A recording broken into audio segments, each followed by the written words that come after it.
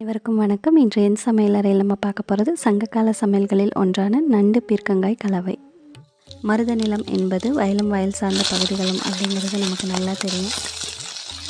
இந்த மருத நிலத்தின் மகளிர் தங்கள் வீடுகளின் கொல்லைப்புறத்தில் விளைந்த பீர்க்கங்காயை பறித்து எடுத்து அதே மருத நிலத்தின் வயல் வரப்புகளில் ஓடிக்கொண்டிருக்கும் நீர்நிலைகளில் வாழும் சிறு சிறு நண்டுகளை பிடித்து தங்கள் வீடுகளில் பறித்த பீர்க்கங்காயோடு சேர்த்து சமைத்து சுவைப்பட உண்டாக்கிய கறியை மருத நிலத்தின் வயல் வரப்புகளில் விளைந்த முற்றிய நெல்லை உலக்கையால் நன்றாக குத்தி எடுத்து சமைத்த வெண்சோற்றோடு சேர்த்து அங்கு வரும் வழிப்போக்கர்களுக்கோ அல்லது விருந்தினர்களுக்கோ பசியார கொடுத்ததாக சிறுவானாற்று படைப்பாடல் நமக்கு சொல்லுது.